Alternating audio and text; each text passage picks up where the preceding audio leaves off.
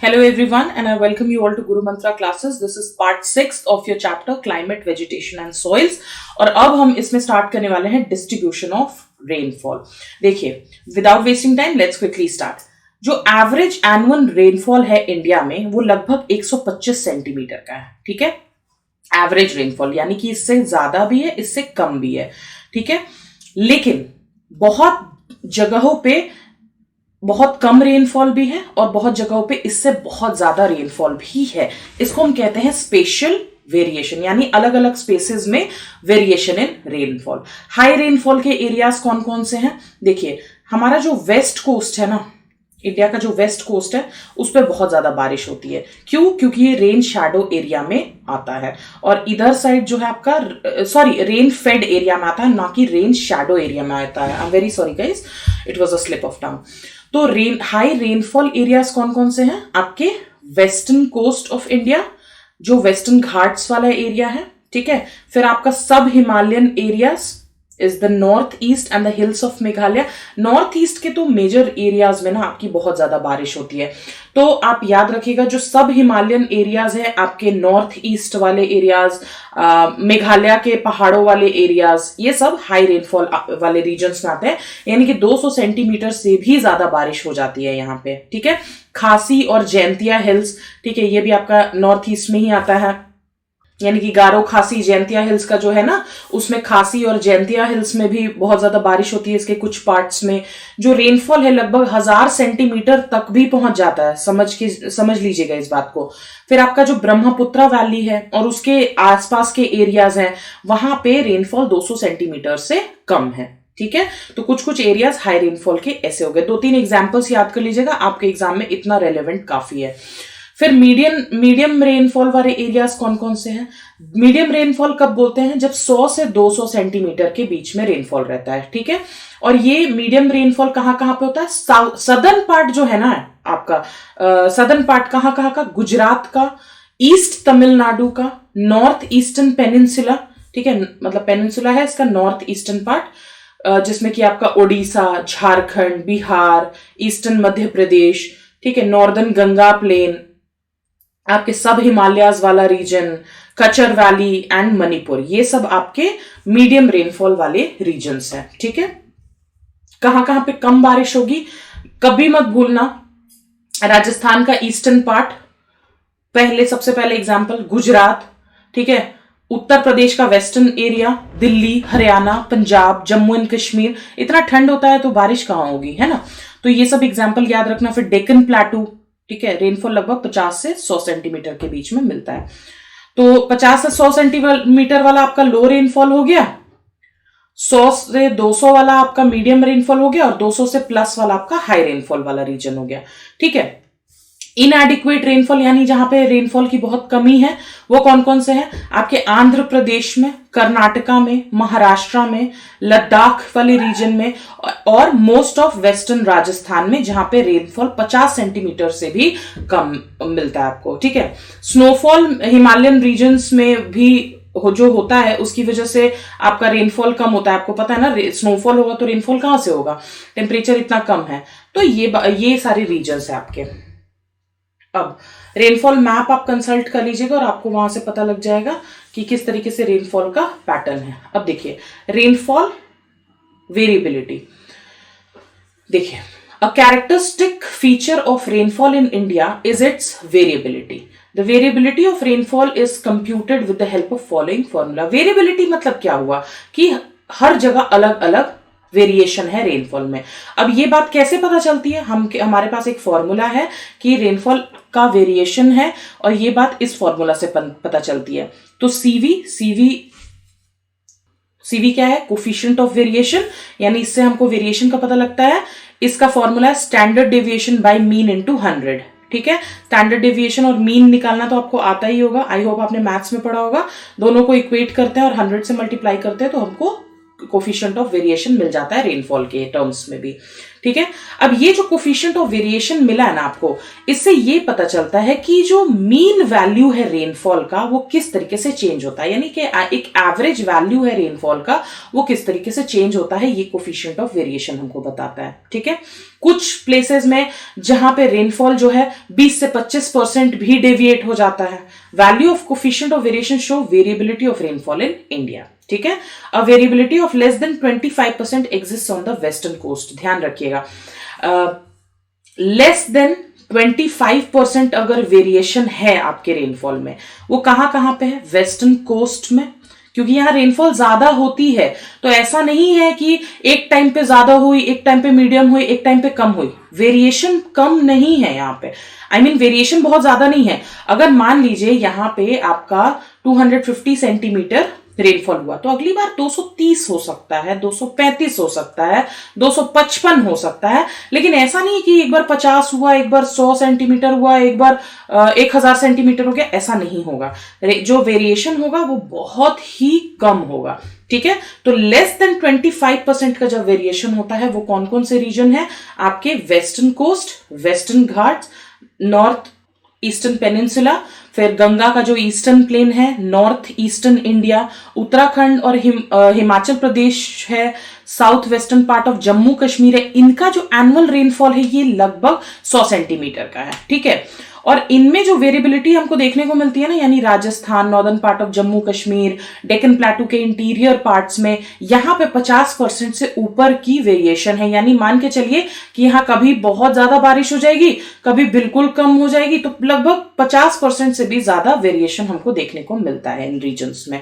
इन areas में जो rainfall है लगभग 50 सेंटीमीटर से भी कम है, ठीक है। और बाकी जो इंडिया के रीजन्स है उनकी वेरिएबिलिटी लगभग 25 से 50% की है, और इन रीजन्स में एनुअल रेनफॉल जो है वो 50 से 100 सेंटीमीटर का आएगा। तो आप देख लीजिएगा लेस देन 25% वाले रीजन्स कौन कौन से हैं, 25 से 50% वाले रीजन कौन से हैं, और 50% से ऊपर वाले कौन से रीजन्स है, ठीक है। एक एक एग्जाम्पल याद कर लीजिएगा, I think more than sufficient होगा।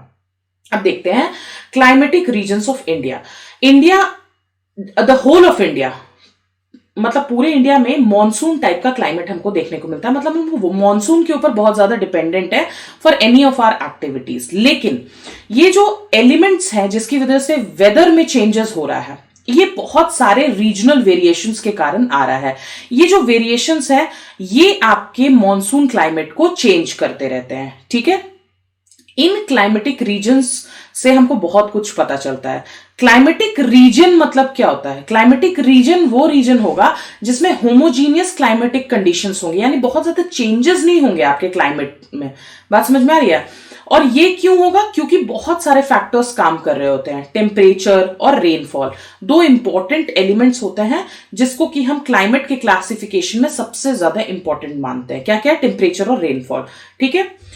लेकिन जो क्लाइमेट का क्लासिफिकेशन है ये एक कॉम्प्लेक्स एक्सरसाइज है, ठीक है। बहुत सारी चीजों को मिला करके हम क्लाइमेट को क्लासिफाई कर पाते हैं। और major climatic types of India जो है वो कोपेन स्कीम के ऊपर डिस्क्राइब्ड है, ठीक है। Koppen based his scheme of climatic classification on monthly values of temperature and precipitation. तो ये जो कोपेन बेस्ड स्कीम है ना जिससे आप क्लाइमेटिक क्लासिफिकेशन करते हैं, वो क्या है कि टेम्परेचर और बारिश यानी प्रेसिपिटेशन का मंथली वैल्यू लिया हुआ है इसमें, ठीक है। और इसमें 5 मेजर टाइप्स के क्लाइमेट दिए हुए हैं। पहला ट्रॉपिकल क्लाइमेट, जिसका मतलब होता है कि जब मीन मंथली टेम्परेचर पूरे साल में लगभग 18 डिग्री सेल्सियस रहे, उसको ट्रॉपिकल क्लाइमेट बोलेंगे। ड्राई क्लाइमेट कब बोलेंगे, जब प्रेसिपिटेशन जो है वो लो हो। ऑब्वियसली जब बारिश कम होगी या बिल्कुल नहीं होगी तो क्या होगा, ड्राई क्लाइमेट होगा। तो in comparison to temperature and hence dry, if dryness is less it is semi arid. मतलब कि देखिए ड्राई क्लाइमेट क्या होगा, जब प्रेसिपिटेशन बहुत कम होगा इन कंपैरिजन टू टेम्परेचर, और ड्राई कहलाएगा, ठीक है। लेकिन जब ड्राइनेस कम है तो हम उसको सेमी एरिड रीजन्स बोलेंगे, ठीक है।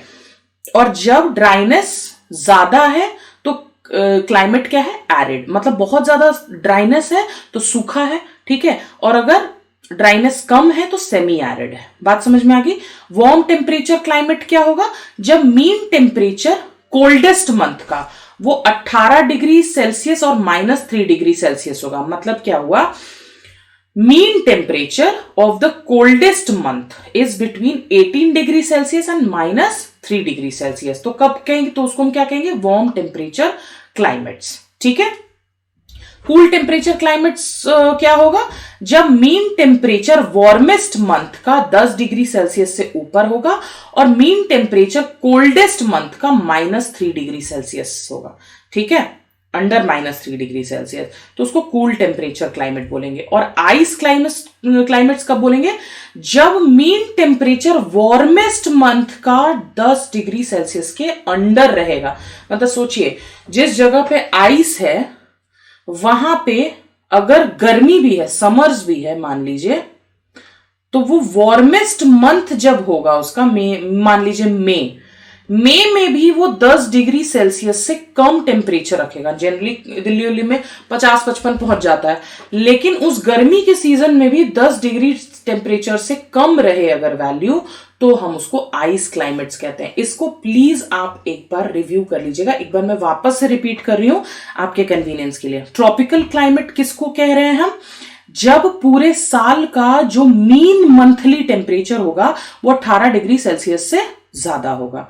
ड्राई क्लाइमेट किसको बोलेंगे? जब प्रेसिपिटेशन बहुत कम होगा। और सेमी एरिड कब बोलेंगे? जब ड्राइनेस थोड़ी कम होगी। और एरिड कब कहेंगे? जब ड्राइनेस बहुत ज्यादा होगी। ठीक है। वार्म टेम्परेचर क्लाइमेट क्या होता है? जब आपके कोल्डेस्ट मंथ का टेम्परेचर 18 डिग्री सेल्सियस और -3 डिग्री सेल्सियस के बीच में रहेगा। ठीक है।